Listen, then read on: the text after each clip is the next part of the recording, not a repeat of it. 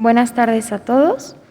Sean bienvenidos al conversatorio La justicia transicional, verdad, reparación de daño, garantías de no repetición desde distintas miradas. Presento rápidamente a los ponentes. Está Sander Van Bussel y la moderadora Daniela Martínez Lara. Cedo el uso de la palabra a la moderadora. Gracias. Bueno, pues muy buenas tardes. Les agradecemos su interés en estas conversaciones sobre la justicia transicional, verdad, reparación del daño y garantías de no repetición desde distintas miradas.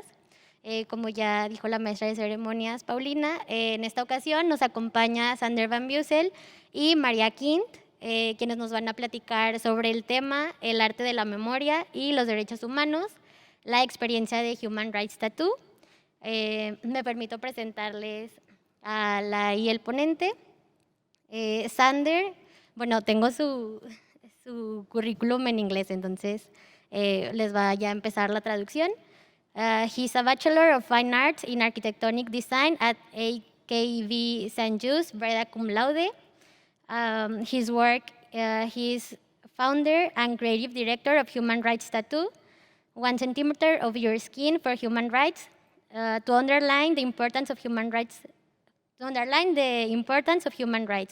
Human Rights Tattoo is tattooing the Universal Declaration of Human Rights, all 6,077 three letters of it, on 6,073 individuals worldwide. Among past contributing and cooperating partners, Amnesty International, ASN Bank, Breda Foro, Central Museum Utrecht, Human Dignity Festival Hong Kong, Human Rights Festival in Prague, Buenos Aires, Myanmar, Geneva and Montevideo, Movies That Matter, Northside Festival New York, One World Prague, Open Design Africa, Queer Fest St. Petersburg, Simavi, Soho House New York, and Van Ave Museum. He's also curator and initiator of Kapstad Tilburg. It's a yearly 3-day multidisciplinary art event in Tilburg where artists and performers and designers hack the city's public space. Bueno, eso es por parte de Sander. Y María, her area of expertise, she's arts and culture management, project management, fundraising, cultural entrepreneurship, organizational capacity building, training and consulting facilitator of international exchange projects. She's currently working as a freelancer and projects. She's impact manager for the Human Rights Tattoo Foundation, Fontys University Academy for the Creative Industries, guest lecturer and external assessor. She has various international exchange projects in music and dance. And she's a board member of Sun Magazine, committed to giving an edgy and contemporary creative viewpoint on Africa. Bueno, pues nuevamente les damos la bienvenida a todas y todas y les cedo el micrófono a Sander. Sander and Maria, the floor is yours.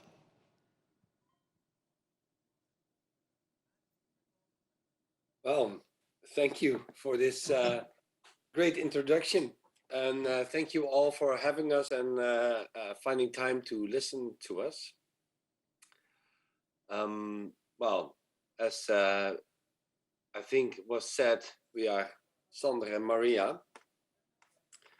We are the core team of the Human Rights Tattoo Project, and we'll have a presentation with some slides for you to show, and of course something to tell about this project. Let me try to share my screen. All right. So this is exactly 5 years ago. 5 years ago, we were lucky enough to be in Mexico and Guadalajara to tattoo some of the letters of the Declaration of Human Rights, and since then it was one of our most precious experiences of this project for it's in the last 9 years. So it was hugely successful. And I say 9 years, that's because 9 years ago, we started this project. I had this idea of tattooing the Declaration of Human Rights, believe it or not. The idea actually came from a direct emotion. It was an emotion of loss, of grief. Maybe it was sadness over a friend I had lost. And I came up with this idea to tattoo this Declaration of Human Rights, this whole text, to unite people in the most fundamental values and to create a unity where you cannot erase one letter or you cannot take away a person's life, because if you tattoo this text letter by letter on people, so this will be a living declaration, and you cannot take away one man's life, because it will change the meaning of the text if you take away one letter. So that was the idea, to make this chain of people. But of course, it was just at that moment a wild idea by a Dutch artist. I had no idea what to expect, if this is possible, if this is doable, if people actually want such a thing as a one letter tattooed on their body. But I started talking with people, and then hoe kan ik naar de volgende slide? And it worked. And as you can see, some of the text already has been tattooed, like the red part. So for instance, this letter, this is the N. We tattooed on Nduma Olatushani. He's an American. He spent 28 years in prison innocently. And the N is from the word everyone in Article 19, I believe. And at this moment, there are more than 4,458 people around the world carrying one letter of this declaration. So this is what we do. We tattoo these letters, we photograph them, and we make a portrait. We make sure everybody is on the website documented with their motivation, why they want to carry such a tattoo and to unite themselves with such an important text. So that's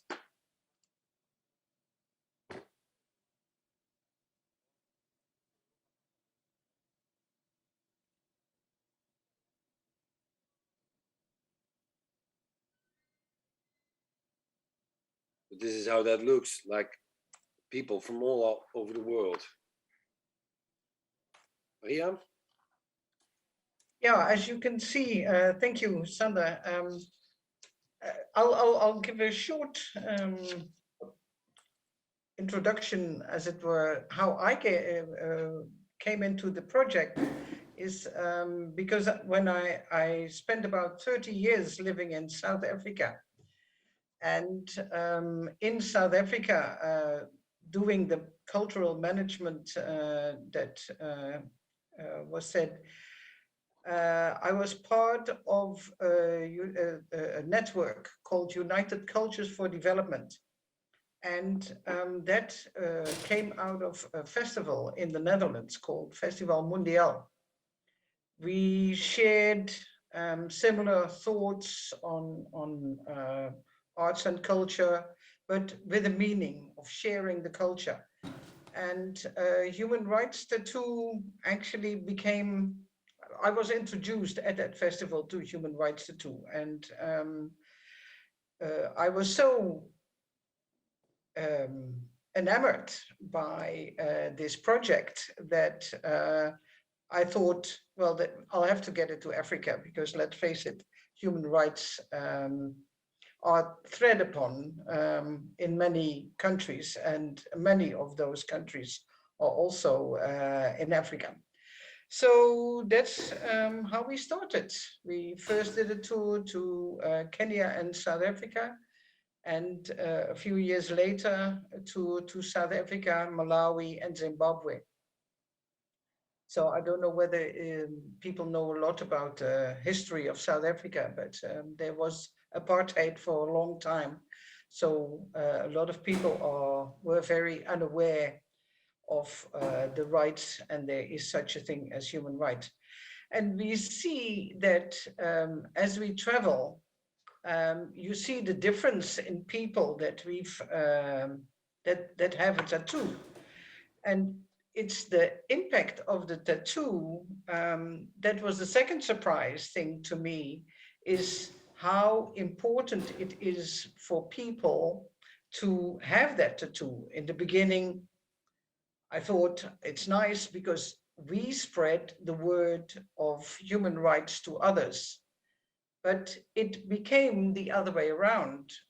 People, and especially people that are marginalized, they ask us to come and join their fight, their cause with the human rights tattoo, because they want to be, especially people that are in somehow in a minority, um, want to be part of that family and find strength in having the tattoo and being part of a larger group of people around the world that they can feel safe with.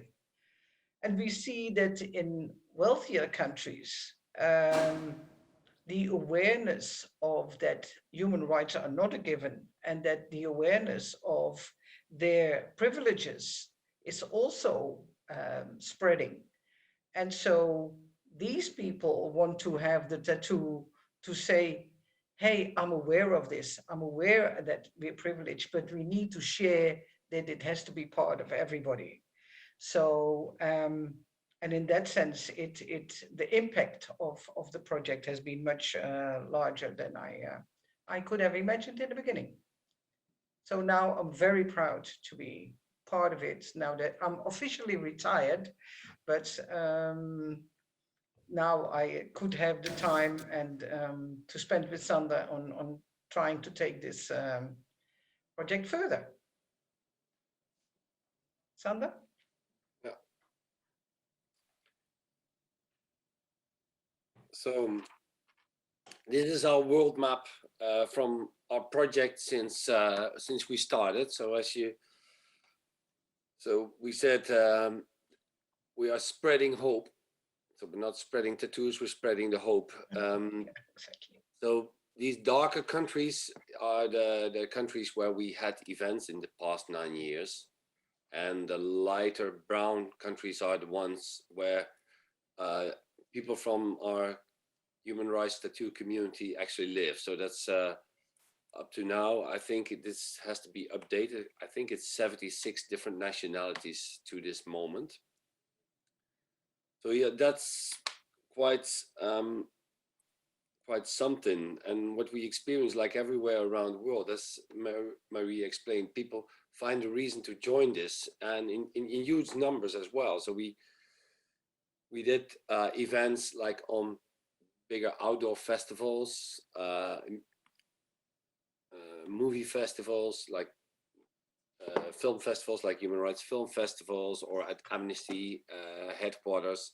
And everywhere it was like these people lined up to become part of this. Sometimes even if you can only do 50 tattoos a day because of the time consuming art of tattooing, then this, you don't need this. But we had events in museums as well. So this is a Dutch museum in COVID times, where it's more like a spacious and clean area to tattoo, sometimes accompanied with a small exhibition with letters or photos or documents from all our tours, and sometimes with a larger exhibition outdoors presenting these letters. And you can see that people actually are attracted to what is this and start reading. It's not that easy to read in tattoos, but if you take a few moments, then you really start to read and to think, oh, to discover what this text is. And of course, it's a good selfie spot as well. Huh? Usually it is accompanied by other activities as well. So here it is combined with the letter writing marathon from Amnesty International. So this is what's happening, and we were tattooing on stage. And sometimes we have like more special events, more dedicated to a specific issue. Like this one is in the slums of India, in Mumbai, where we tattooed the women who are working with in the textile industry. So we tattooed this community, the Pardeshis, they are called. We went to Nepal to tattoo all the members of the Jawalakel Wheelchair Basketball Club. They invited us for International Wheelchair Day 2020. Am I right? 2020, yeah. We did at the moment in the Netherlands where everybody was allowed to work. The hairdressers, the tattoo artists, all the contact professions, except for the sex workers, they denied their workers' rights. We did an event for sex workers. And this is a special event in Moscow for in the LGBT community. So this is a couple called Anton and Anton. So I have a small clip from our first tour. Maria talked about, there was our very first tour in Kenya. Let me try to share it with you. Decide to get a tattoo. Decide to get a tattoo. My inspiration was 2 weeks ago. 3 of my friends were shot innocently. My human rights, as opposed to his, I deal with having to worry about what my sexuality means in terms of human rights. For me to walk around the streets with my girlfriend, I can't do that. I had people walk up to me and want to fight me, men especially. I'm an orphan, and my parents died because they didn't know how to protect themselves from like HIV. And it was a fundamental right to them to know how to protect themselves. So I think I'm attached to the human rights in that perspective, because I believe everyone has a right to education, has a right to birth, has a right to freely travel and freedom. Having a tattoo for human rights, I think is very exciting and very new, and everyone wants to be part of this. Yes, Maria? Yeah. So how do we do these events? As said earlier, generally we get invited, or we get approached, or you talk to somebody who then introduces us to somebody with certain issues or whatever. And since we have a very small core team, it's usually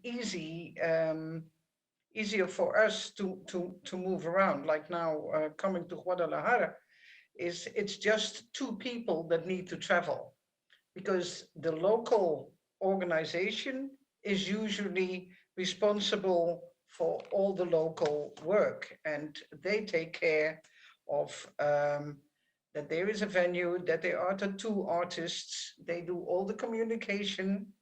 We do, because we have that website and we have communication channels, we distribute the information to the wider human rights tattoo family, so to speak.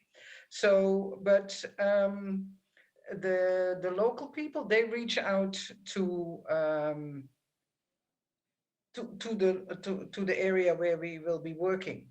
And what we do when we arrive is we do the registration. As you see here, we come with stencils so that the tattoo artists only have to tattoo, you know, we stick on, they stick on the letter that you get, which is sequential. So you cannot choose which letter. But as you see the different fonts in that box there, you can choose the font, what you want it to look like, and where you want it on your body. Then we do all the administration, and afterwards we make sure that the website that you saw just now is updated with the correct letter, the correct number, your photograph of your tattoo. If you want the full length photograph, not everybody wants a full length your face in the photograph. Some people have reason for that, so we respect that. So, but and your motivation. It's very important that people give us on the card a motivation why they actually want it, so that later on the website will read not only the human rights, but 6,773 stories why people thought that was important.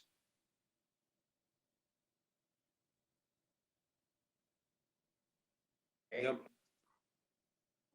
So for us, the most important part of these events is that is of course to make impact for human rights. But I think the way these events can make impact is a bit different than some other human rights events, in the sense that it's like getting a tattoo is something special, and these events are really something where you celebrate human rights as well. Of course, we all know a lot of human rights are being denied, but at these days where people get tattooed one letter, people show up, they unite, they talk, they discuss, they will be in the same word. So that's where this connection already exists, to share the letters of a same word. So that's something to celebrate, and the excitement of it is quite noticeable. So we love that impact that's really starting, that's really at the moment, at the event, celebrating what we share. And of course, all these people have their own story, their own background, their own reason or motivation to have one of these letters. And that works really well in the press too. So in the past, we got a lot of media attention, and not as much for the project, because that's easy explained. Like, that's only one sentence. They are tattooing the Declaration of Human Rights. But journalists really are attracted to the stories of the participants. Why? Why are you doing this? What makes you decide to have one letter? So I think that's where their stories are being heard and their voices are amplified. So in that sense, this art project is only the amplifier. We're amplifying the voices of the people who share this project. As somebody, what was that, last weekend in Vienna, she said, "Is this your project?" She was applying for a tattoo, and says, "Well, yes, it is, but in 1 hour it will be yours as well." Because this project, of course, is not an artwork signed by one artist. It's not signed by me. This is signed by thousands of people. This is not a petition you sign. This is signed on you.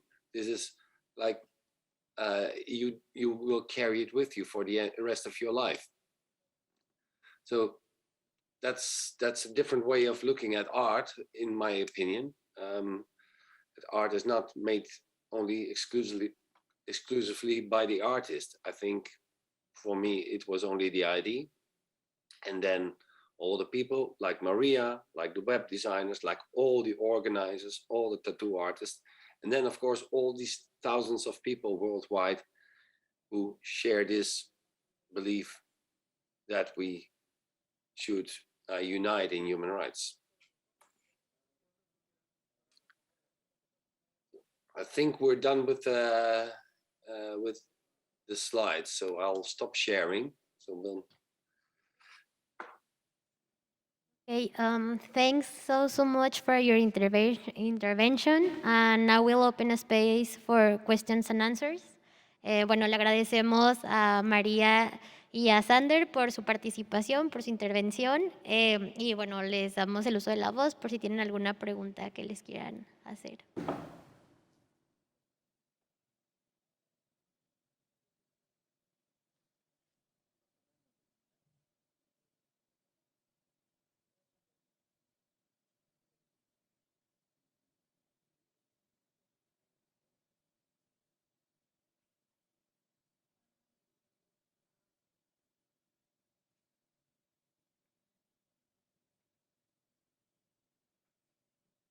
Hola, buenos días.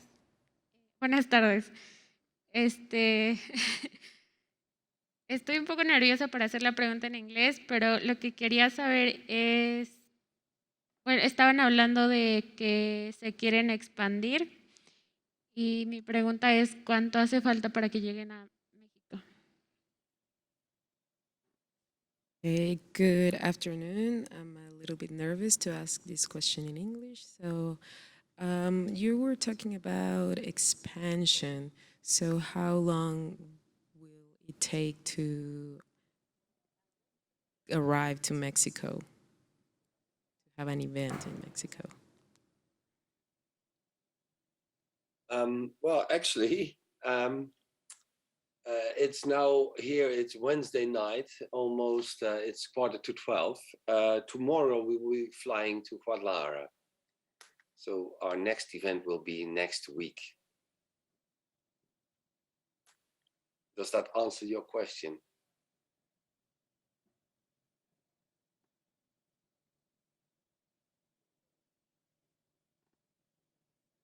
Hola, buenas tardes. Mi nombre es Anel Ortiz y tengo una duda.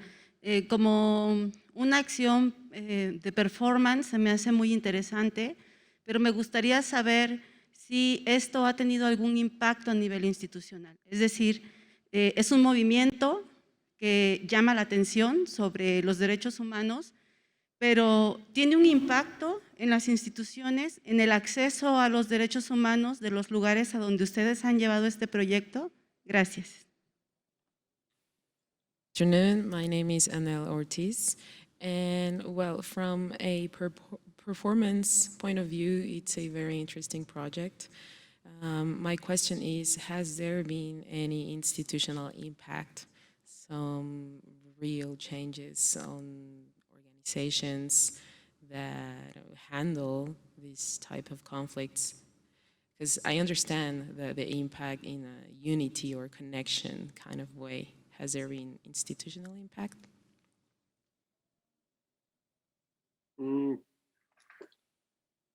That's hard to tell. I think that might not be the aim of the project, but I know that a lot of our members are human rights lawyers, judges, activists, people working in hospitals. So these people are usually working in the field of human rights or starting to work in the field of human rights. So in that sense, to encourage them, to make them feel seen, I think that helps. But as a project, as an art project, I don't think we have this power to actually change on an institutional level. What do you think, Maria? No, I agree with you. But I do see, as like you saw the photograph of Jawalakal wheelchair club, the combined pride, I almost say, of the members made the club also more seen, and I think they felt as a joint group, that they were stronger and more visible because they had invited us, and we had this event there. We had a walk, a protest march, almost through the street. So in that sense, it does strengthen, I think, certain structures. What we would probably need, if to expand in that sense, but as Sandra says, I'm not sure whether we want to. But one of the things that we struggle with is we don't have structural finance. So because we are a kind of strange, odd project, we are not a clear art project. We are not an activist project. We are not. So it's very hard to get structural core funding. So our funding comes per project. So for every project, we have to find money on our side. The people that invite us have to find money on their side to actually make it work. So it's very hard to plan structurally ahead because of the lack of funds. So it's a two-way thing, I think, in this. I hope that answers your question a bit. Yes, ¿hay alguna otra pregunta?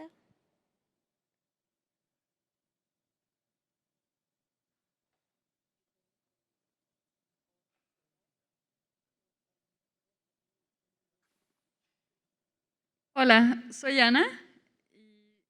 Muchas gracias por la exposición. Me parece un proyecto muy interesante. Y mi pregunta es si a lo largo de este proceso de hacer arte, ¿se les ha ocurrido algún otro proyecto a mediano o a largo plazo?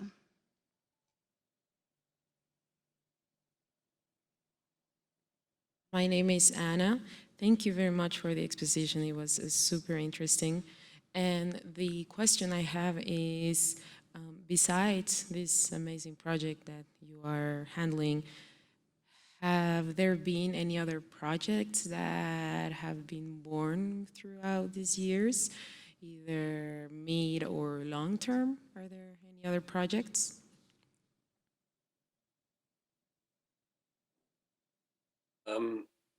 Is the question like, let me rephrase if I understand the question well. The question, if we do other projects parallel to Human Rights Tattoo?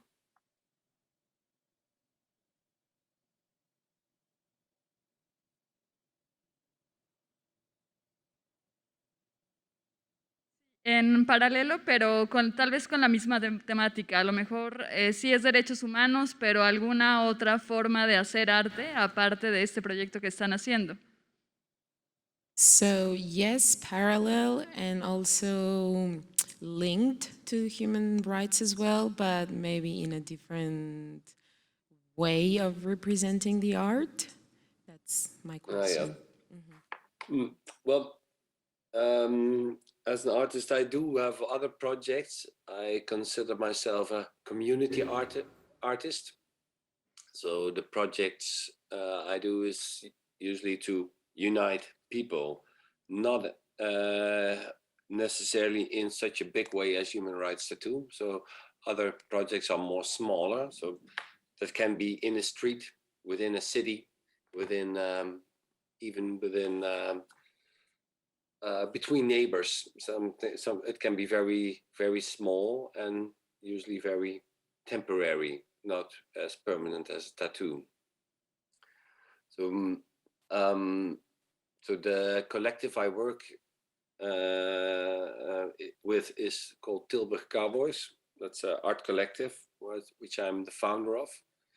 So, and essentially, Human Rights Tattoo started in that same way as a lot of Tilburg Cowboys ideas start as well, like just with a wild idea, and then we start researching if it can be done, and we find the partners to pursue it with.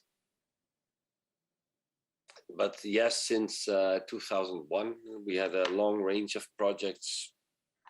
It might be too much to go into detail, but I will be happy to send a link for some further research. Maybe in addition, we can add here that what we try to do is make mini documentaries. You saw a clip just now in Kenya that comes out of almost a full-length documentary. And so we try to make portraits of people, and there have been some longer documentaries on people and human rights, and that then goes into some film festivals, Movies That Matter, international human rights film festivals have paid attention to those movies and documentaries. So, and that has had some spin-offs as well. Like for the project you saw in India, there was a portrait of one of a young girl in India, and actually after that she was seen and got quite a special role in which was helped her a lot. So, but it also helps film festivals to show or this kind of thing. So maybe that's as addition.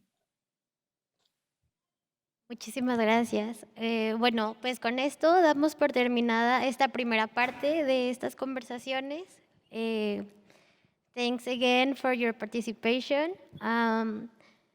We are really glad that you're coming, and we'll see you soon. Thank you so much. Good night.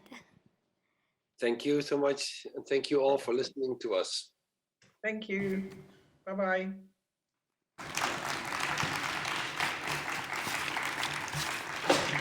Damos un aplauso y agradecemos a los ponentes y a la moderadora y les pedimos de su paciencia. En 2 minutos se va a hacer un cambio aquí en el escenario y daremos inicio a la siguiente conferencia. Reanudamos el conversatorio. La justicia transicional, verdad, reparación de daño, garantías de no repetición desde distintas miradas.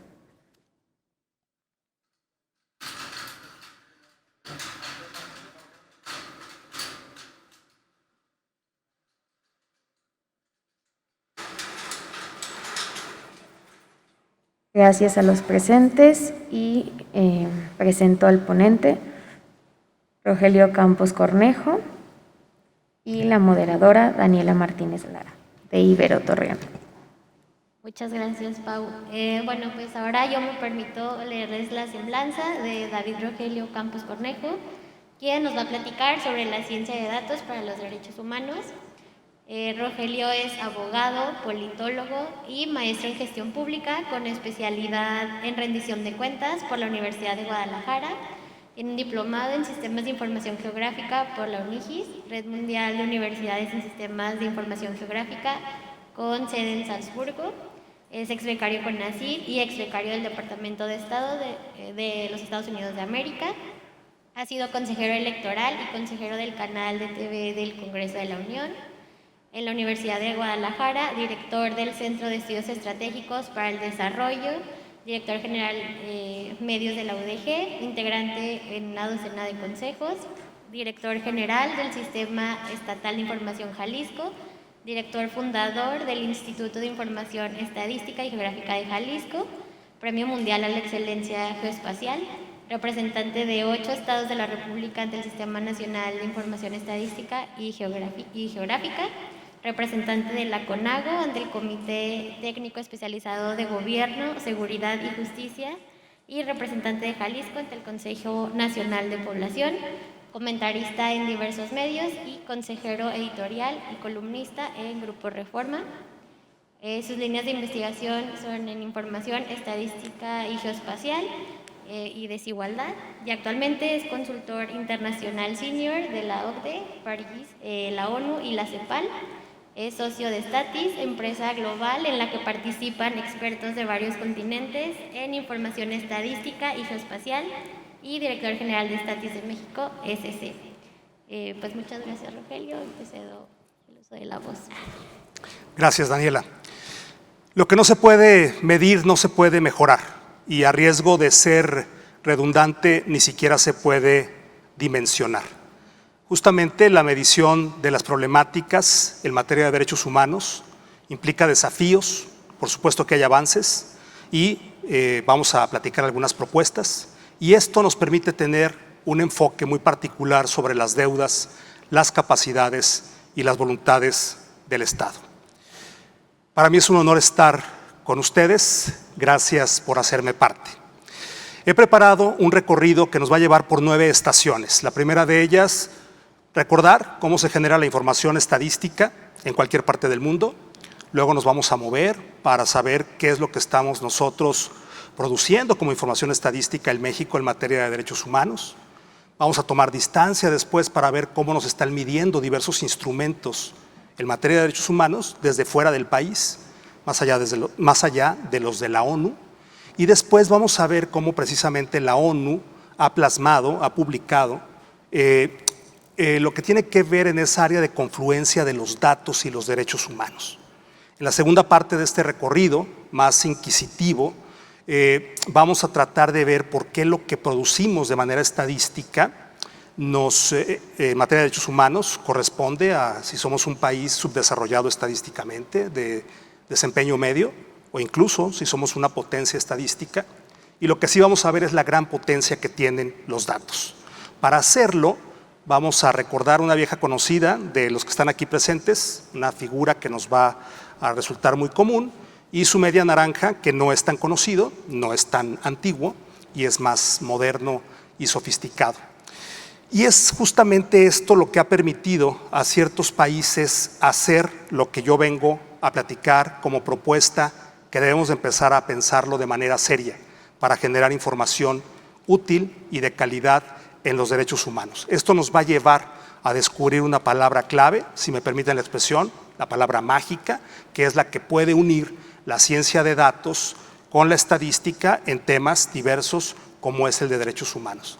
Vamos a cerrar entonces con un caso muy concreto que tiene que ver con derechos humanos, ciencia de datos, inteligencia artificial, concretamente machine learning, un caso muy concreto de dimensión global, ¿sí? Real y de dimensión global muy reciente.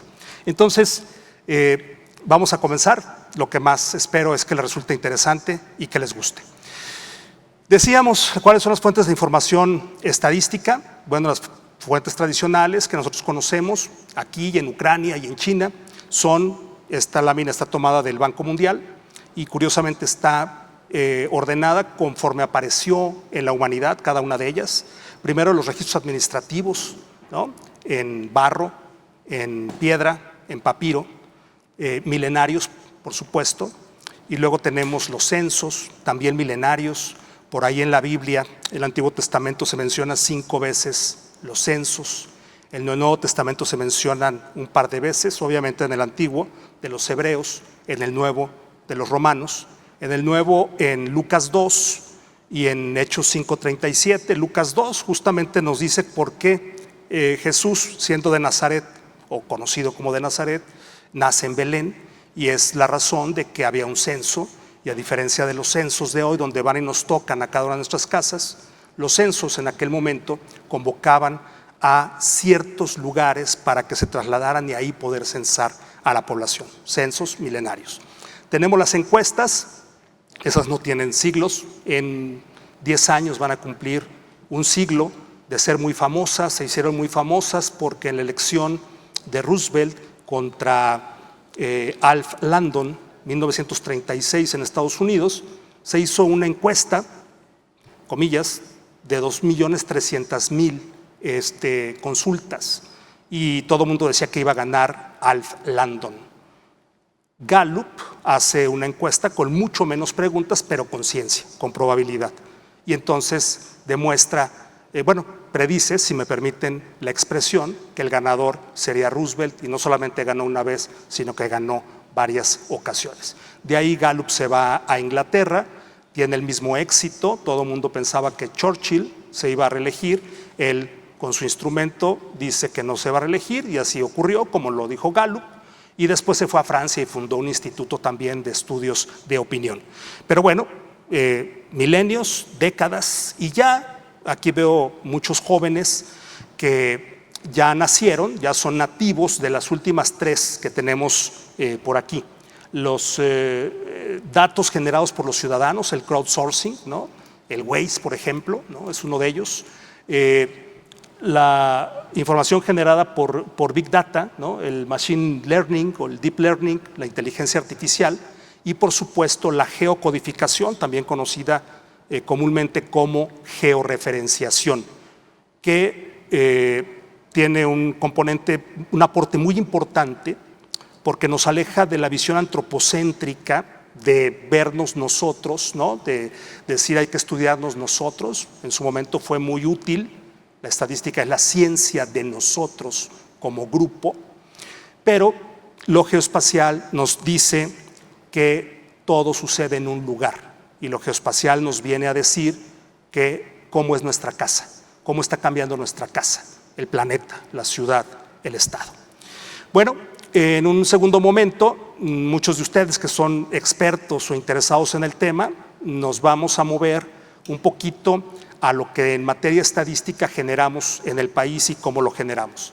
Está por demás decirles que en el INEGI, en el portal del INEGI, los derechos humanos se encuentran en el apartado de seguridad pública y justicia.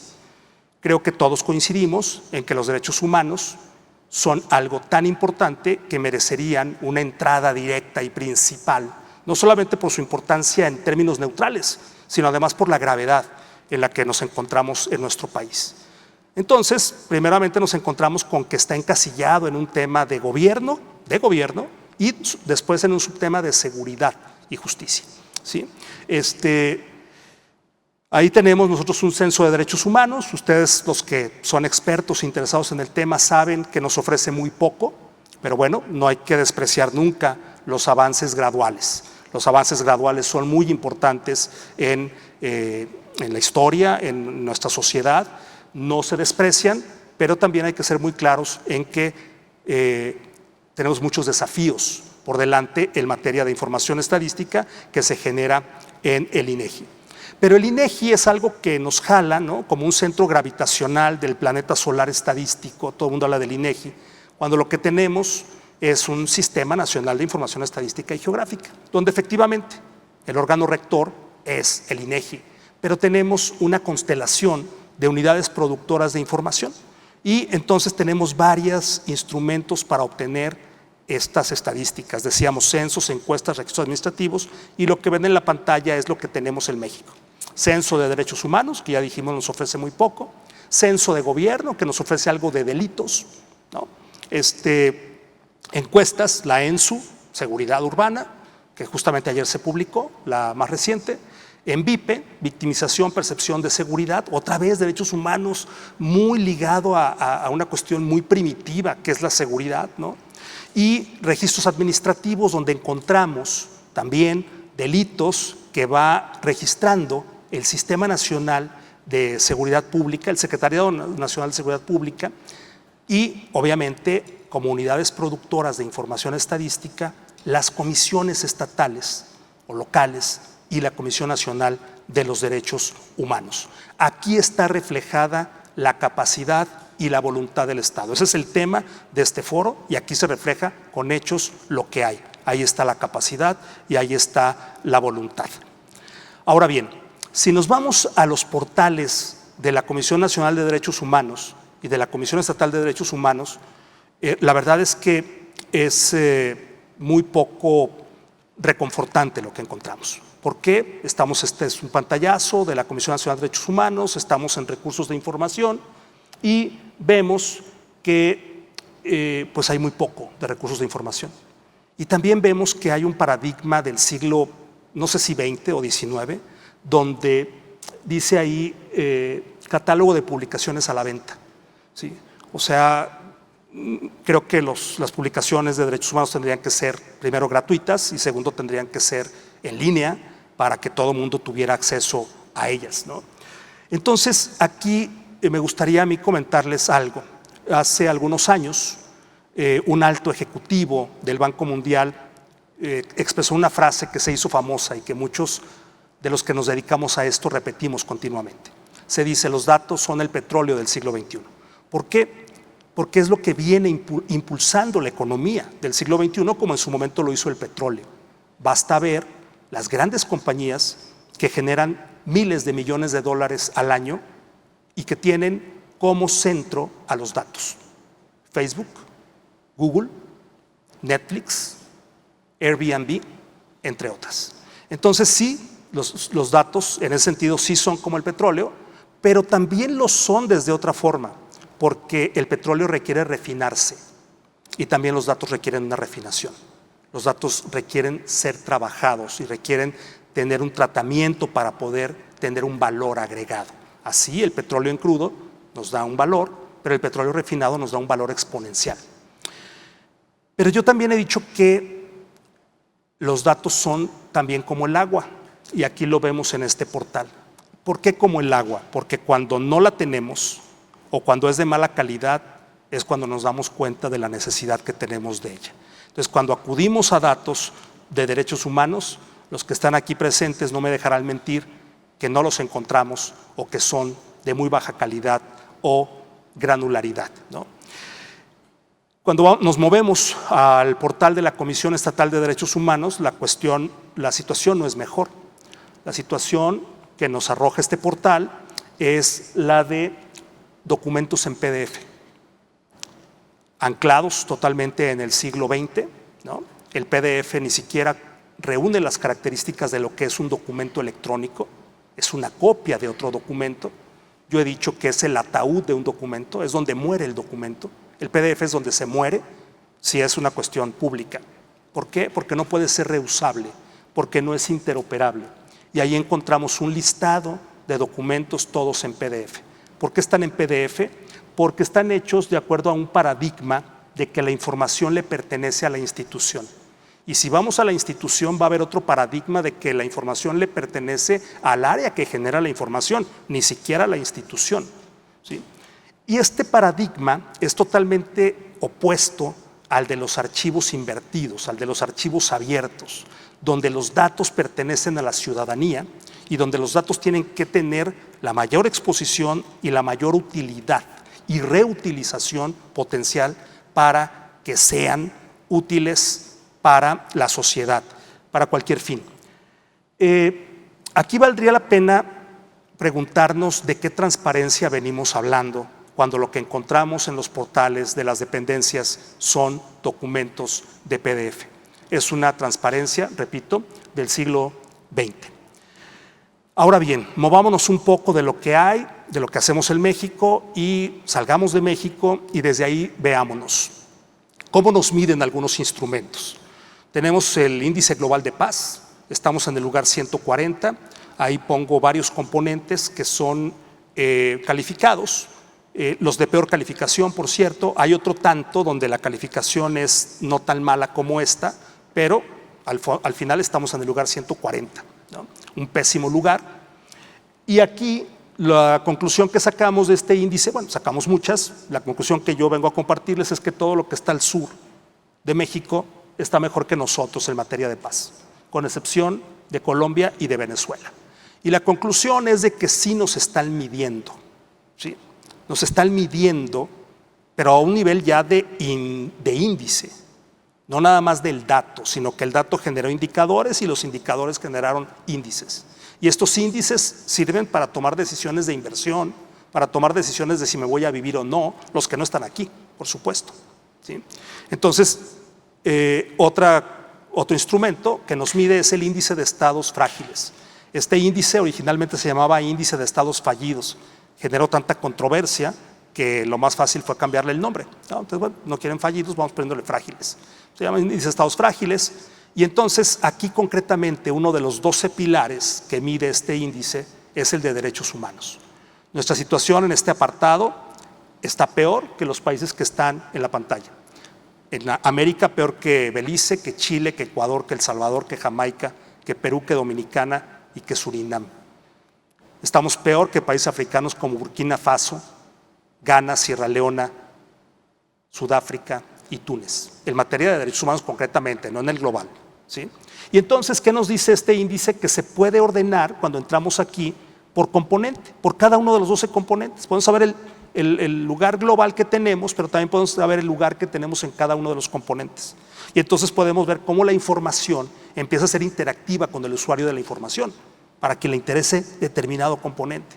Y empezamos a ver lo lejos que nos estamos quedando de hacer un manejo de la información como si lo están haciendo de nuestra situación en otras partes del mundo. Estos, yo sostengo, son datos ya transformados en información. Es una lámina del mismo índice donde está en Tableau, ¿no? Hoy todo el mundo quiere en Tableau, pues es lo más chic, es lo más atractivo que hay, es una gran herramienta de visualización de datos y nos da un comportamiento de tendencia, ¿no? Segundo piso de estadística, no nomás nos dice cómo estamos hoy, sino nos dice cómo estábamos el año pasado, el antepasado y así. Y entonces podemos ver cómo la situación de México en el 2008 pues empezó a ser terrible, ¿no? Era mala, bueno, pues en 2008 se hizo infernal y está demostrado en esa gráfica que tienen ustedes a mano izquierda en la parte inferior. Además nos da un contexto grupal. Nos movemos a otro índice y este índice lo hace la unidad de inteligencia de The Economist, es el índice de democracia. Uno de los 6 pilares es el de las libertades civiles.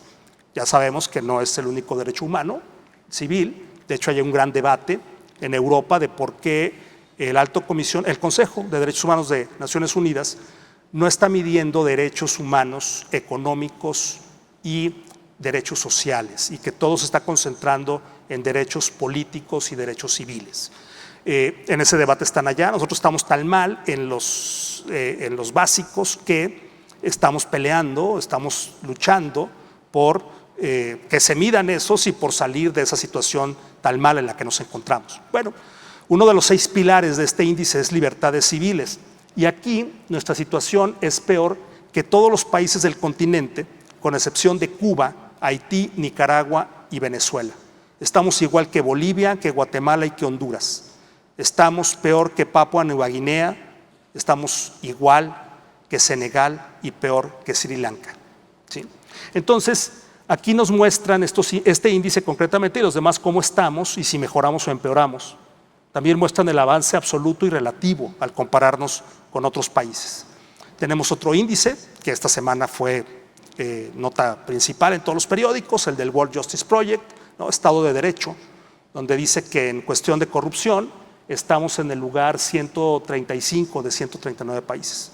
Pero hoy venimos a hablar de derechos humanos y el factor 4, de ese que nadie habló cuando salió este índice, ¿sí? Es derechos humanos y ahí estamos en el lugar 91 de 139. Muy malo, pero también dice a nivel regional en el 26 de 32. Y también nos dice que en el nivel de ingreso de país, comparado con el nivel de ingreso, estamos en el 29 de 40. Entonces, si se fijan, todos esos datos ya nos dan un contexto y eso lo convierte en información. El último de los índices que les voy a presentar es el del Foro Económico Mundial, que tiene, como ustedes pueden ver, 12 pilares y los 2 de los extremos, curiosamente, son los que están peor calificados. El que ustedes tienen a mano izquierda se refiere a las instituciones y el que tienen a mano derecha, en el extremo, se refiere a la capacidad de innovación. Y qué paradójico que sean las 2 peores calificaciones, porque son los 2 pilares que necesitaríamos para medir de manera adecuada los derechos humanos y otras tantas cosas, mediante las instituciones con su capacidad de innovación. Y ahí queda claro por qué no lo estamos logrando. Un pequeño comercial, si me lo permiten. Todos estos índices los pueden encontrar en la biblioteca del ITESO, en el apartado de recursos abiertos y forman parte de la unidad de información estadística y geoespacial que tengo el honor de encabezar aquí en el ITESO. Ahora bien, movámonos un poco a lo que ha dicho la ONU respecto a esa área donde confluyen los datos con los derechos humanos, ¿no? Aquí tenemos una publicación donde dice la Oficina de Derechos Humanos de la ONU emite 6 principios para la recopilación de datos sobre ODS. Por cierto, me llama la atención que en México hablamos muy poco de los ODS, ni desde los gobiernos, ni desde las universidades, ni desde la sociedad civil se habla de los ODS. En la medida en que podamos hablar y empezar a hablar de los objetivos del desarrollo sostenible, vamos a poder lograr una mayor sensibilización de los derechos humanos. Muchos de ellos tienen que ver con derechos humanos de las 4 dimensiones. También tenemos aquí publicaciones de las Naciones Unidas sobre una aproximación a los datos, un enfoque de los datos basado en derechos humanos y también indicadores de derechos humanos. Todas publicaciones de Naciones Unidas. ¿Sí? Bueno, ahora, una vez que hemos visto esto, pasemos a la segunda parte. Una parte, como les decía, un poquito más inquisitiva, un poquito más crítica. Lo que tienen ustedes en la pantalla es una captura de un curso del Banco Mundial que se llama Datos para Mejores Vidas, un nuevo contrato social. Esto es, se requiere un nuevo contrato social en el mundo sobre los datos para que estos sirvan a mejorar las vidas. ¿Sí? Este curso es de reciente lanzamiento. ¿Por qué escogí esta pantalla? Si no la alcanzan a ver bien ahorita, no se preocupen, en la siguiente se va a ver mucho mejor. Lo que ustedes ven en la flecha roja de la derecha dice México, y ahí México está al nivel nada más y nada menos que de Australia, de Reino Unido, por arriba de los Estados Unidos, por arriba de Bélgica, a la altura de Italia. ¿Sí? Y entonces, ¿qué quiere decir esto? Aquí ya se ve mucho más claro. Quiere decir que el Banco Mundial hizo un indicador de desempeño estadístico. Y el Banco Mundial textualmente, ahí está textualmente, escrito por el Banco Mundial, ha determinado que México tiene un desempeño estadístico del doble de la riqueza de México. O sea, nos comportamos estadísticamente como si fuéramos un país el doble de rico de lo que somos. ¿Sí? Entonces, no es, en un principio, por subdesarrollo estadístico, por lo que no estamos midiendo adecuadamente derechos humanos y otras tantas cuestiones de interés nacional. ¿Dónde está el quid? Que es lo que vengo yo a proponer. El quid está en que en esta imagen que ustedes tienen hay 3 columnas, creo que no sé si les alcanzan a ver bien. En la parte izquierda tienen los países que hacen censos de manera tradicional, o sea, como nosotros lo hacemos, ¿no? Ahí está Bulgaria, Croacia, Eslovaquia, Francia, Grecia, Hungría, Irlanda y Malta. Todos son de Europa. Francia habría que matizarlo porque dice tradicional, pero en realidad hacen un 20% de la población cada año. Entonces van cada 5 años renuevan su censo y lo hacen rotatorio.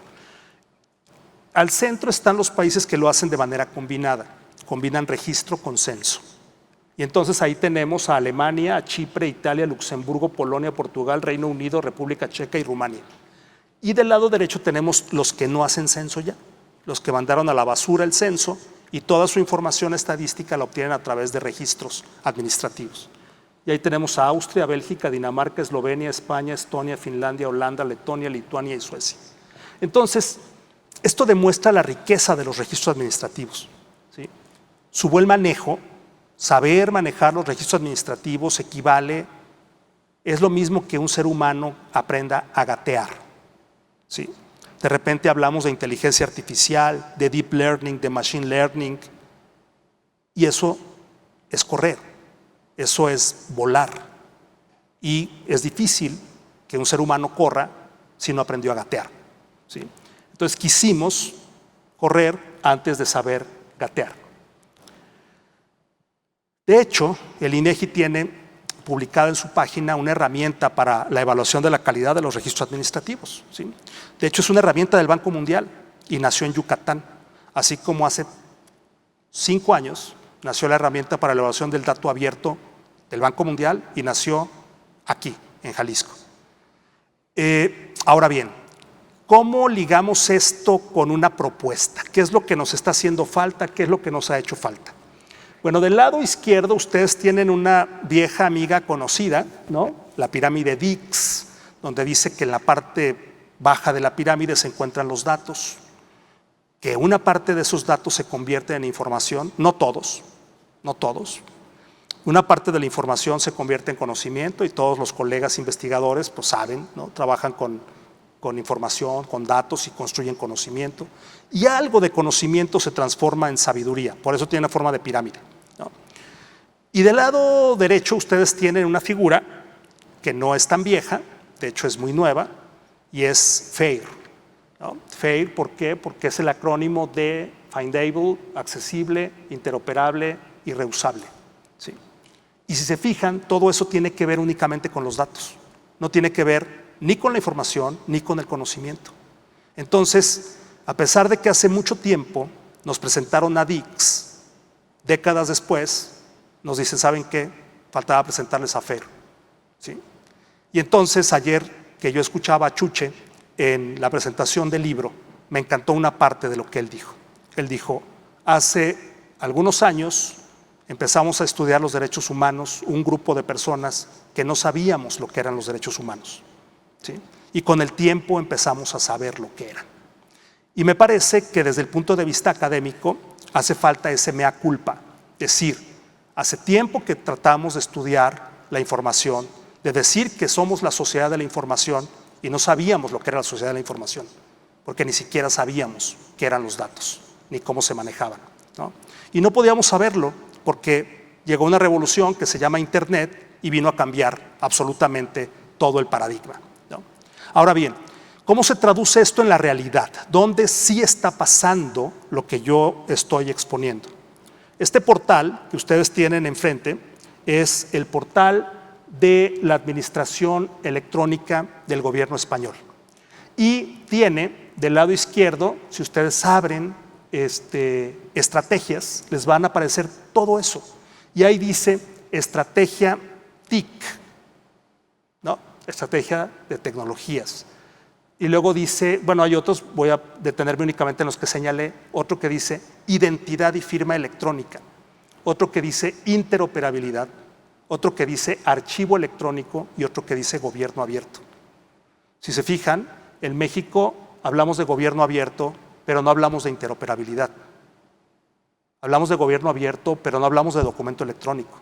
De hecho, nos dimos hace poco como país una ley de archivos retrasada, porque compone una tríada junto con la de transparencia y la protección de datos personales. La de archivos se tardó mucho y ni siquiera trae una definición de documento electrónico, a pesar de que trae 60 definiciones. ¿Por qué no trae una definición de documento electrónico? Porque le falta todo esto, ¿sí? Cuando ustedes abren interoperabilidad, una de las tantas que tiene en la parte izquierda, se van a encontrar en interoperabilidad con que en España hay un esquema nacional de interoperabilidad, que por supuesto corresponde al esquema europeo de interoperabilidad. Y van a encontrar normas técnicas de interoperabilidad. Y entonces van a encontrar documentos electrónicos, ¿sí?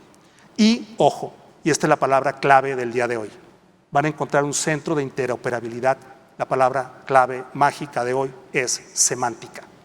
La palabra clave es semántica, ¿sí? ¿Por qué semántica? Esto es Inteligo, es un portal de recursos de investigación, se los recomiendo a los colegas, maestros, investigadores. Van a encontrar una serie de bases de datos, de recursos de investigación, bases de recursos abiertos, pero lo interesante no es eso, sino lo interesante es que ya está ordenado de forma semántica, ¿sí? Entonces, la semántica es algo que ya llegó para quedarse. Y es precisamente la semántica la que permitió al Instituto Danés de Derechos Humanos, esta página es del instituto, hacer una metodología que tenía como propósito concentrar 170,000 recomendaciones en materia de derechos humanos de distintos organismos, obviamente para distintos países. Y entonces dijeron, vamos a organizarlas, son 170,000, vamos a organizarlas por país, por año, por órgano emisor, por ODS y por población objetivo, ¿sí? Y lo hicieron con inteligencia artificial y lo hicieron con semántica, ¿sí? Ahí están los diagramas, pero yo quise subrayar con rojo la palabra supervisado. O sea, es inteligencia artificial, pero está supervisada, ¿sí? Machine learning, aprendizaje de la computadora, pero supervisado por un experto, ¿sí? ¿Y cuál es el principio? La semántica. Aquí está ya funcionando, eso fue cuando se anunció. Esta es la página del Instituto Danés, muy generosos, está en muchos idiomas, y ahí ya pueden verla funcionando. Naciones Unidas lo anuncia, ¿no? Dice, la inteligencia artificial garantiza los derechos humanos, y explican el proyecto. Y hace 2 semanas yo estaba platicando esto en una reunión virtual con los colegas del Centro de Derechos Humanos del ITESO y de otras ONGs. Y cuando estaba platicándolo, alguien me puso en el Zoom, en el chat, dice, ¿te refieres a esto? Y me puso esta pantalla. ¿Sí? Digo, sí, me refiero efectivamente a eso. Ahí está la página, esa ya es la página del alto comisionado. Ahí dice que tienen 170,000. Y entonces, ¿quién la hizo? ¿La hizo el alto comisionado o la hizo el Instituto Danés? La hizo el Instituto Danés. Y en la misma página del alto comisionado aquí dice, este proceso de anotación temática está respaldado por algoritmos de clasificación de texto desarrollados en colaboración con el Instituto Danés. El Instituto Danés lo hizo con una empresa que se llama Los Especialistas, que se caracteriza por algo bien interesante. La mayoría de sus colaboradores tienen un grado de autismo, ¿no?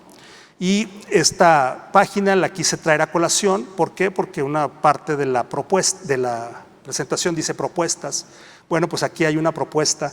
El Instituto Danés de Estadística trabaja con la Universidad Pontificia Católica de Valparaíso en Chile para temas de derechos humanos. Entonces, hay la posibilidad de buscarlos y de hacer alguna colaboración al respecto. ¿Cuáles son las conclusiones? Las conclusiones es que es muy pobre la generación de estadística en nuestro país en materia de derechos humanos, ya sea en censos, en encuestas y en registro administrativo, ya no se diga en geocodificación, que no nos alcanzó el tiempo, no nos alcanzaría el tiempo para mencionarlo. Lo dejo anotado, he visto que es tema que han tratado expertos en derechos humanos, la tecnología LIDAR para el tema de las fosas y los desaparecidos, ¿sí? Es algo que viene proponiendo Argentina, los expertos argentinos, y es algo que con mucho gusto yo podría colaborar en organizar posteriormente un pequeño conversatorio con expertos de la industria para que nos explicaran esta situación. Estoy consciente que para el caso Ayotzinapa se dijo que no funcionaba la tecnología LIDAR, pero también estoy consciente de todo lo que se dijo respecto al caso Ayotzinapa y sobre todo cuando se dijo en el 2017 esta situación. Y si no funciona para un caso, pues se trata de que funcione para todo lo que sí pueda funcionar.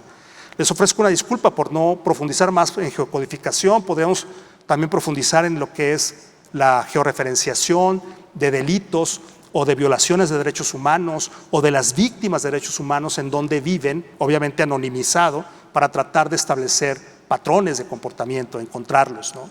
Pero bueno, es muy pobre la información que tenemos en lo que yo decía, y por supuesto que esto es una situación que refleja deuda, que refleja las capacidades y la voluntad del Estado. También desde fuera del país y con los datos disponibles se ha creado amplia y diversa información sobre el país en materia de derechos humanos. Es interactiva, con visualizaciones atractivas. Por cierto, el resultado son dramáticos, son muy malos para México los resultados que arrojan estas mediciones. Otra conclusión es que la calificación de las instituciones y de la innovación que nos da el Foro Económico Mundial es muy parecida, es muy baja, y esos serían los elementos que podrían ayudarnos a tener una mejor producción de datos en materia de derechos humanos y en otras materias. Ese, por supuesto, que es un desafío. Otra conclusión, aquí puse en lugar de viñeta el logotipo del foro, porque creo que ahí el ITESO tiene mucho que ver, o podríamos hacer cosas. La ONU ha publicado diversos y amplios documentos sobre los derechos humanos a la luz de los datos. Son avances que nos ofrecen oportunidades y desafíos. Ahí hay una palanca para mover el mundo. ¿Por qué? Porque ya lo está estableciendo Naciones Unidas. Otra situación es que México es potencia estadística, ya lo vimos, pero con grandes asimetrías. Un país con tantas desigualdades como México no podía dejar títere con cabeza, y la estadística es víctima de la desigualdad también. ¿Por qué? Porque predomina lo nacional sobre lo local. Predomina el INEGI sobre las demás unidades productoras de información, predominan los censos y sobre todo las encuestas en demérito de los registros administrativos y de los temas y de los temas sociales. Y predominan, los temas sociales y sobre todo los económicos sobre los de gobierno y medio ambiente, ¿sí? Y creo que el INEGI es un activo muy importante del país, pero creo que hay que decir con mucha claridad las deficiencias que tiene. El desafío está en los registros administrativos, en los datos y en su interoperabilidad, como nos lo muestra el esquema FAIR. Para cerrar, yo diría que preparémonos para escuchar cada vez la palabra semántica, desde la web semántica. La web 3.0 es la web semántica. Con ella vamos a empezar a escuchar semántico en todo. Preparémonos para escucharlo y si no lo estamos escuchando, preocupémonos, porque vamos en un sentido distinto al que debemos de ir, ¿sí? Entonces, aquí yo digo ojo para todas las disciplinas, especialmente para las ciencias sociales. Lo semántico es la oportunidad de construir puentes entre las carreras de las ciencias duras y las de las ciencias blandas. Procesar textos, 170,000 textos se hace con inteligencia artificial. Lo pueden hacer nuestros colegas de las ciencias duras en beneficio de las ciencias blandas. Otra cuestión es que la inteligencia artificial puede ayudar, pero aún ella, la inteligencia artificial, necesita el conocimiento y el entrenamiento. La inteligencia artificial es una gran solución para información no estructurada, textos, grandes textos, voz, video, pero es crucial que los productores de información generen información estructurada de acuerdo a las mínimas exigencias del siglo XXI. Este mensaje es directamente para la Comisión Estatal de Derechos Humanos y para la Comisión Nacional de los Derechos Humanos. Yo espero que con esta presentación haya satisfecho sus expectativas respecto a la medición de las problemáticas, los desafíos, los avances y las propuestas en materia de derechos humanos, medición de derechos humanos, y que haya podido abonar, arrojar luz sobre las deudas, las capacidades y las voluntades del Estado en la materia. Muchas gracias. Gracias. Pues muchas gracias, Rogelio. Gracias por compartirnos pues todo tu conocimiento en estos temas, la importancia de los datos, de la información, de las estadísticas y de cómo se pueden utilizar pues para generar conocimiento que influya en la toma de decisiones y pues avanzar en la transformación de nuestra realidad, sobre todo en materia de derechos humanos, que pues es el tema del foro. Y pues bueno, en este momento abrimos espacio para preguntas y respuestas.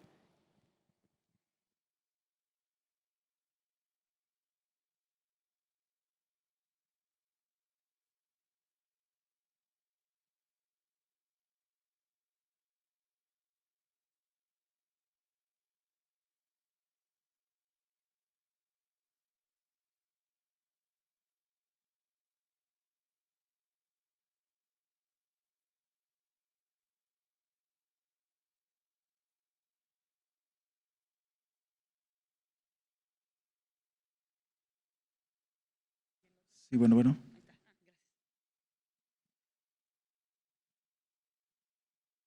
Pues muchísimas gracias por lo que nos viene a contar acá.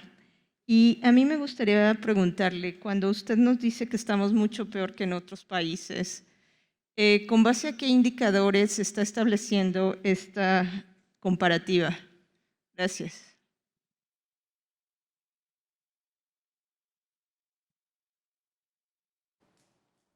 Bueno, depende del indicador del que se trate, ¿no?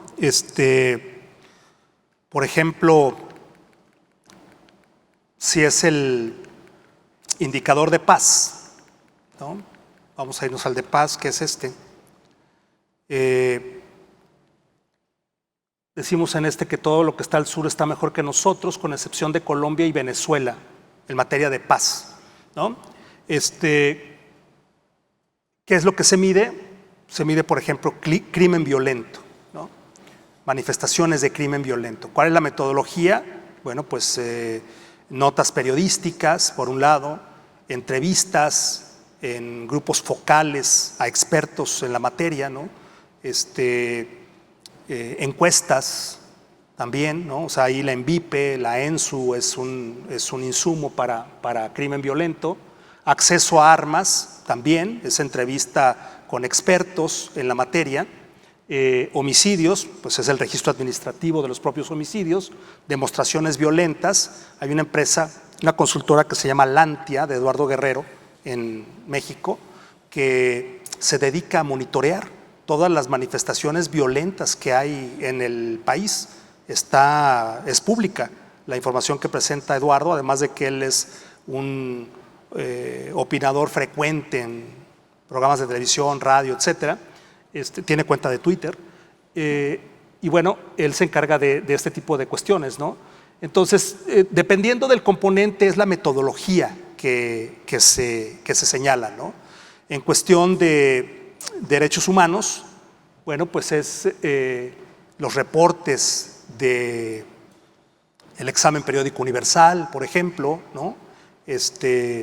Otra vez, entrevistas con especialistas, encuestas a las que recurren este tipo de corporativos o de organizaciones que hacen este tipo de mediciones.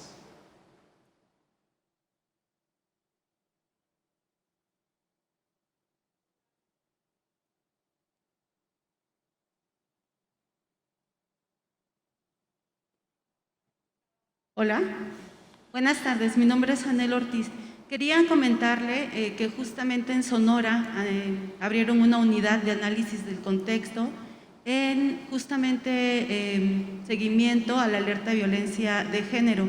Y este mecanismo que están generando sobre el análisis de contexto lo hace María Salguero, que es quien empezó a mapear la cuestión del feminicidio, y ha sido una herramienta muy importante porque ahora con esta nueva herramienta se están calculando las posibilidades de que una persona con determinada característica, con determinado contexto social, pueda en algún momento dado terminar en algún feminicidio. Entonces, esto es importante, no sé si lo conocían, pero si no, espero que su conocimiento pudiese sumar más, porque esto sería de gran ayuda.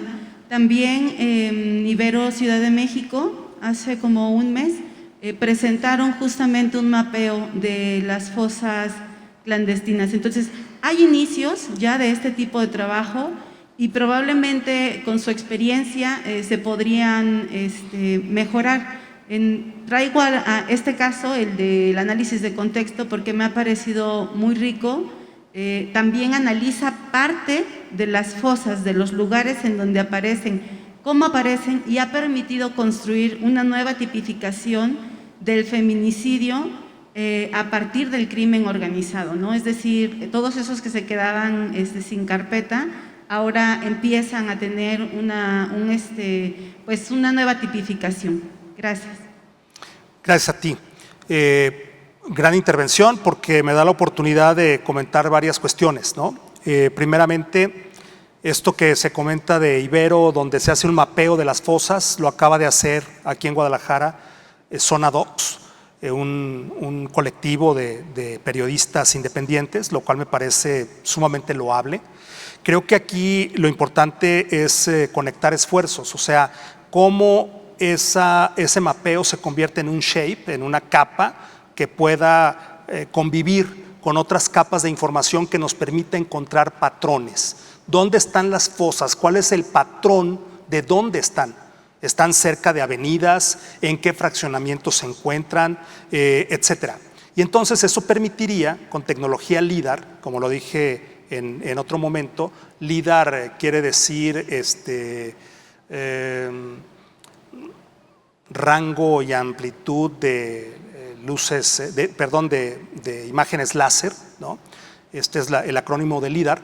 Y entonces lo que hace el LIDAR es, en un dron o en un avión, incluso en un satélite, poder detectar movimientos bajo la tierra. Así recientemente se han descubierto ruinas precolombinas que no se sabía que existían. Y se ha utilizado con éxito en Guatemala y en Argentina para la cuestión de las fosas. Entonces, en lugar de volar el LIDAR en grandes extensiones, encontrando patrones de dónde se encuentran, es donde va a estar, ¿no? ¿A qué distancia de las carreteras están? En un promedio, ¿no? Porque no se van a meter a 80 kilómetros de una carretera, se van a meter a 3 a 4 kilómetros, ¿sí? Entonces, eso es muy importante, muy interesante lo que están haciendo en Ibero, lo que está haciendo Zona Docs aquí. Y así como digo que es muy importante y loable, es muy lamentable que el gobierno, las autoridades no pongan a disposición esta información, ¿no? O sea, que tengan que ser colectivos de periodistas los que la recaben y los que la publiquen. En lo de análisis y contexto, totalmente de acuerdo contigo, es algo en lo que tuve la oportunidad de trabajar en el área en el ámbito de desaparecidos con Sonja, Sonja que estuvo en Guatemala en la Fiscalía justamente de desaparecidos, y lo hicimos en el sexenio anterior. Es algo que nunca salió a la luz pública, pero que se entregó debidamente y que justamente partía de registrar adecuadamente cada una de las carpetas de investigación, ¿sí? 120 campos.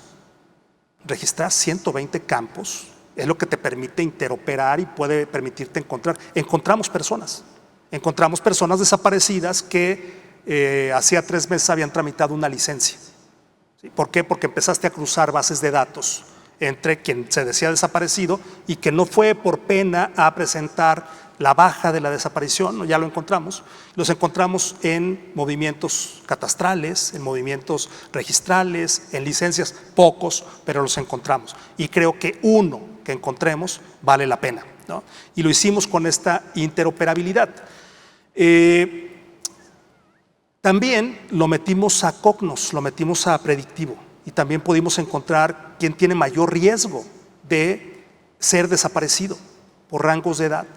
Y lo que tú comentas de la asociación entre feminicidios y crimen organizado, por supuesto que con patrones de información se puede encontrar a qué se dedican, en dónde viven, y no porque eso sea criminalizar a qué te dedicas o dónde vives, sino porque eso te permite el hilo conductor de una investigación. Y algo más importante que hemos dejado de lado, lo de los desaparecidos es lo más grave, gravísimo, punto y aparte, es el infierno. Hay otra cosa que, no siendo tan grave, hemos dejado de atender por atender lo gravísimo, y son aquellos casos de personas que desaparecen, ponen la denuncia y luego aparecen, ¿sí? Y entonces esto genera un desánimo en la sociedad de decir, híjole, pues no era verdad, ¿no? Lejos de alegrarnos de que apareció, decimos, híjole, pues entonces no es cierto que había desaparecido. Y por no conectar esta información con el conocimiento de los sociólogos, de los psicólogos, de los trabajadores sociales, hemos privado a la sociedad de que conozca por qué los que desaparecen y aparecen se van, ¿sí? Y entonces esa información nos permitiría decirle a los papás, cuando veas que tu hijo tiene determinadas conductas, cuidado porque por castigarte puede desaparecer, ¿sí? Estos son, y eso no se pone a disposición de las áreas de construcción del conocimiento. ¿Por qué? Porque está roto el circuito entre esos datos y quienes estarían dedicados a orientar a la gente con este conocimiento. ¿Cuáles son las causas de que desaparezca? Nosotros lo llegamos a hacer, ¿no? Hay patrones de que los que se encuentran, un porcentaje importante es a las 72 horas, un porcentaje menor es a la semana y un porcentaje todavía menor es a las 2 semanas, ¿no? Esas son como que las ventanas de oportunidad de que quien lo hizo voluntariamente, pero que no lo sabemos, pueda, como los conocedores del tema lo saben, aparecer. Muchas gracias por tu pregunta y tu comentario. Hola. Hola. Muchas gracias. Yo tengo tres puntos que igual no da para ahondar mucho, pero me gustaría saber un poco su percepción. Uno tiene que ver con la manipulación de datos. ¿Hasta qué punto, sobre todo los datos obtenidos por parte de gobierno, pueden ser previamente manipulados o, como dice desde presidencia, yo tengo otros datos y entonces esos sean los que se expongan a través de estadísticas o de diferentes plataformas institucionales? Segundo, tiene que ver con los derechos humanos y la obtención de datos en torno a la vulneración de datos personales que también es algo que se está hablando mucho en este momento, de qué manera o de qué forma pues, se puede vulnerar los derechos humanos cuando se están tomando datos personales que luego son vendidos o que luego están moviéndose continuamente o se están vendiendo en diferentes plataformas. Y por último, he tenido la oportunidad de trabajar a nivel municipal también y sí, definitivamente el tema de la recolección de datos, ¿no? Y de poderlos expresar de manera transparente es muy complejo y hay como una idea de que es demasiado costoso. Entonces nos quedamos con el PDF o se quedan pues, todavía con la carpeta física. Cómo trabajar a través de ello y ver que igual no tiene por qué ser tan costoso el que los municipios y los gobiernos estatales entren en ello. Gracias. Gracias a ti. Son 3 puntos, los 3 puntos son muy importantes y hay algo transversal para los 3. Ustedes han escuchado que vivimos en la sociedad de la información, ¿no?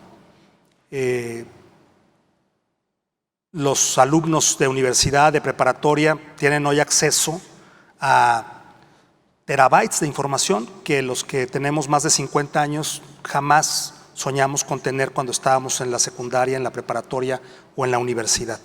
Hoy, en menos de un año, se genera más información que en toda la historia de la humanidad. ¿Sí? 2021 se generó más información que desde 2020 hasta los orígenes de la humanidad. ¿Sí? Entonces, el problema es qué hacer con tanta información, ¿no? Y el problema es que tenemos un desdén por los datos.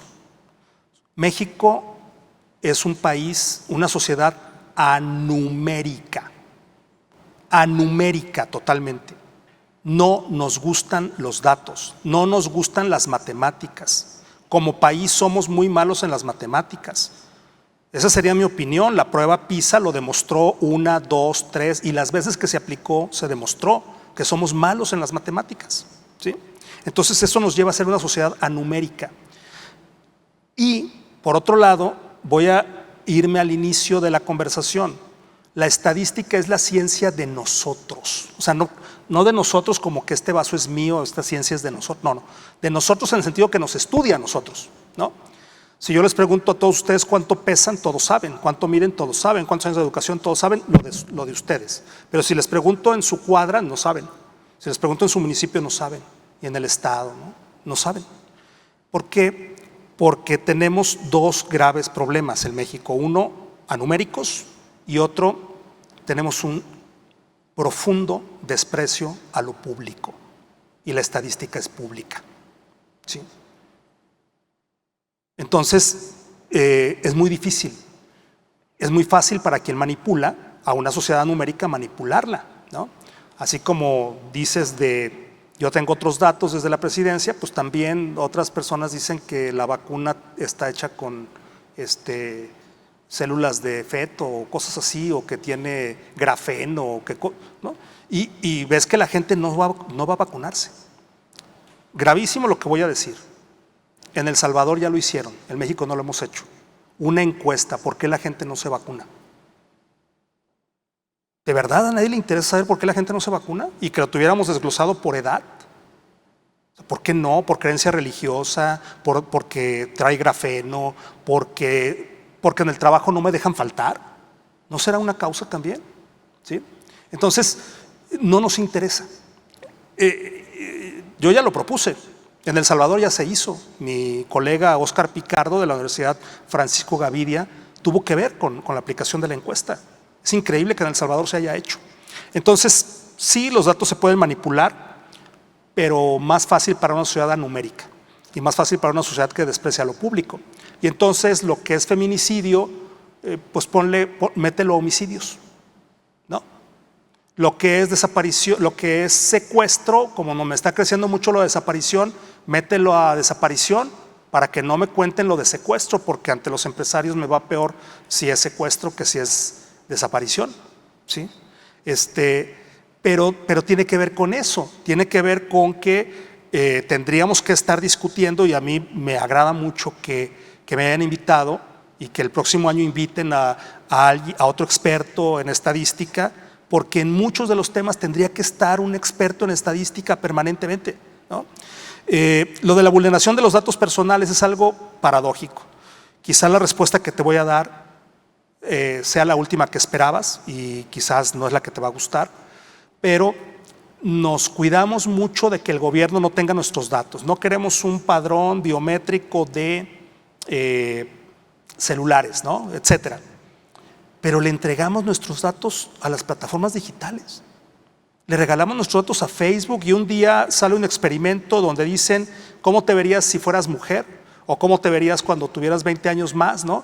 Y ahí andan poniendo las fotos de las amigas, cómo se verían de hombres, de los amigos, cómo se verían de mujeres y de todos cómo nos veríamos más viejos. ¿Y sabe lo que estamos haciendo con eso? Le estamos dando los biométricos a Facebook, ¿sí? Entonces, eso es increíble, ¿no? Y yo voy a decir algo que quizás sea de lo más impopular en este foro, pero lo tengo que decir. Somos de los pocos países que no cuenta con un carnet de identidad. Eso hace muy difíciles muchas cosas, entre ellas lo de los desaparecidos.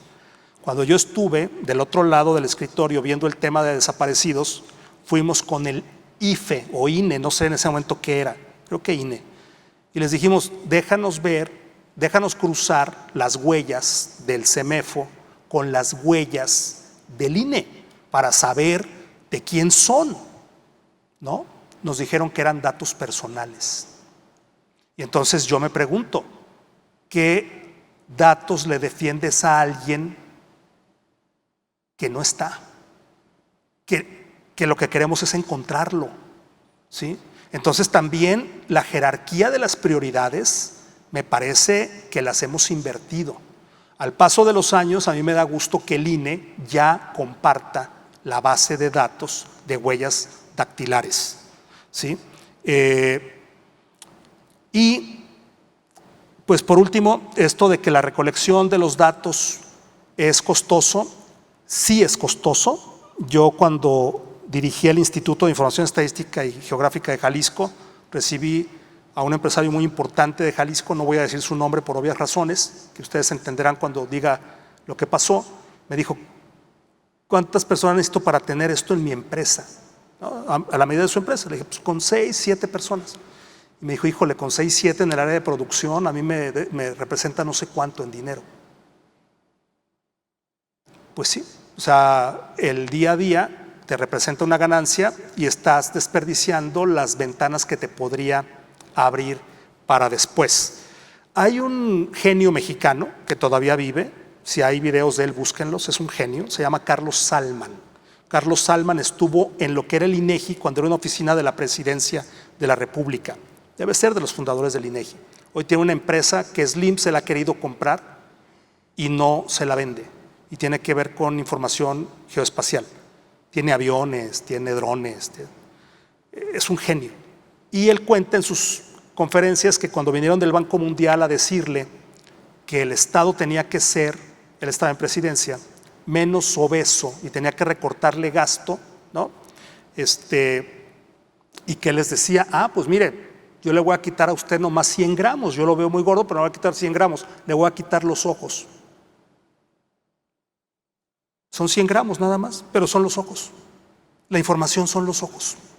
Y ahí me llama mucho la atención, y lo he dicho, porque mi formación es politólogo y maestría en gestión pública, de eso doy clases.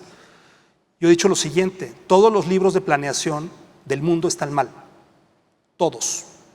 Y a mí me llama mucho la atención que haya tantos expertos en planeación en México. ¿Cómo planeas sin información? ¿Cómo se hizo el Plan Metropolitano de Guadalajara, que fue muy cacareado en su momento? ¿Cómo se llamó? POTMET, Plan de Ordenamiento Territorial Metropolitano. Cuando en Cabildo, cuando se consultó a Arturo Gleason, experto en agua, se paró en la consulta pública y preguntó, ¿para cuántos años tiene agua Guadalajara? Nadie contestó. ¿Cómo puedes planear una ciudad si no sabes para cuántos años tiene agua? ¿Sí? Gleason lo dijo en ese momento, tiene agua para 13 años, ya van 7. Entonces, sí es caro, sí es costoso, pero yo veo que se gasta mucho en redes sociales, yo veo que se gasta mucho en publicidad, yo veo que se gasta mucho en vehículos blindados, yo veo que se gasta mucho en guaruras, yo veo que cuando se quiere, de alguna manera se obtiene el recurso para gastarlo, incluso se pide deuda. Lo que no veo es que la información sea una prioridad para las autoridades, pero creo que es tiempo de ponernos nosotros lejos de la tercera persona. Tenemos que ser la prioridad para nosotros, porque nos sirve a nosotros. Si no es para las autoridades, hagamos la prioridad nosotros como universidad y hagamos la prioridad nosotros como sociedad. En el ITESO hay un gran esfuerzo por redimensionar la información. Licenciatura en Ciencia de Datos, reciente. Maestría en Ciencia de Datos, reciente. Nuevo programa de manejo de información y análisis de datos numéricos, que es materia común para todos los estudiantes, y una creación de una unidad de información estadística y geoespacial. Con eso terminaría, discúlpenme que me haya extendido tanto en la respuesta. Bueno, podemos hacer una última pregunta porque por cuestiones de tiempo ya vamos tarde, pero bueno, una última pregunta y cerramos. Muchas gracias por atender esta última pregunta. Respecto al acceso a la información como un derecho, en este caso, por ejemplo, vemos en la capacidad estatal y la voluntad estatal, porque muchas de estas cosas no se pueden cruzar también por voluntad estatal. ¿Cómo piensa que ha funcionado o qué tan buena herramienta es el Instituto de Transparencia a la Información en términos de producción de los datos que no son tan públicos para quienes nos interesan estos datos? Es decir, ¿qué tan eficiente es este instituto? Dame chance de no confrontarme con el Instituto de Jalisco y déjame hablar de todos los institutos, porque además así creo que es, no es por sacarle el bulto, creo que es para todos. Los institutos de transparencia están haciendo lo que se esperaba de ellos, ¿sí? Vean el perfil de quienes están de consejeros en los institutos, aquí y en otros lugares, ¿no? Abogados, yo soy abogado, los abogados no vemos nada de esto, nada, absolutamente. Entonces el cumplimiento de la ley, sí, pero el dato es estático, el dato no es dinámico. Ah, ¿cumpliste con el PDF? Perfecto. Ah, ¿cuánto te gastaste en comidas? ¿Cuánto te gastaste en viáticos? En eso está nuestra atención. Híjole, yo no digo que no sea importante eso, es importante, pero yo veo el potencial de los datos. Y perdón, pero una empresa de datos, ¿saben cuánto tiene en activos tangibles? El 20% de su capital. El 80% son los datos. Entonces, yo no sé si esto que está en PDF estuviera en dato abierto, pues todo lo que podríamos hacer, porque ahí está lo genial, o sea, es ilimitado, es lo que se les ocurra. Lo que no se me ocurra a mí se le va a ocurrir a él, lo que no se le ocurra a él se le va a ocurrir al compañero que está más atrás. Son de nosotros los datos, eso es lo primero que tienen que aprender quienes están en órganos garantes de transparencia, son de nosotros, ¿sí? Y tienen que entender que el PDF es el ataúd del dato, es el ataúd, no más falta rezarle, pero es su ataúd, ahí se murió, ¿sí? Y lo que los datos necesitan es tener un ecosistema donde convivan, donde los muchachos de ciencia de datos le saquen jugo, ¿sí? Entonces, no sé, pensemos, Guadalajara se inunda, bueno, veo difícil que haya una solución para la inundación. Quien quiera ver una solución para las inundaciones de esta magnitud, vea el video del sistema de drenaje que tiene Tokio en YouTube o el que tiene Múnich. Son grandes obras de infraestructura. Pero bueno, ¿por qué no Internet de las cosas? ¿Por qué en un sensor en las zonas de inundación lo conectamos a una plataforma y en la plataforma me dice a cuánto está en tiempo real la profundidad? Eso no es difícil. Ok, está muy complicado, ok, pues pongamos reglas verticales, donde estén marcados los centímetros que tiene para que no tengamos las imágenes donde el señor está tapado. Entonces, si podemos prevenir muertes con los datos, si podemos salvar vidas con los datos, pues por mí que se vayan a comer y que metan las facturas y que las publiquen. Pero estamos cuidando los centavos y estamos descuidando los pesos. Muchas gracias. Muchas gracias. Bueno, finalmente, a nombre de ITESO, pues agradecemos otra vez su participación y vamos a hacer entrega de un pequeño detalle para agradecerle. Y de las universidades del sistema universitario jesuita que también participan en este foro.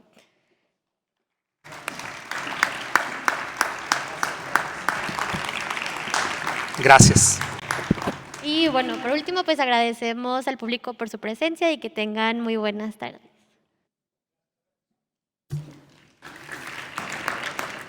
Agradecemos a los ponentes, a la conducción y a la moderadora y a los presentes.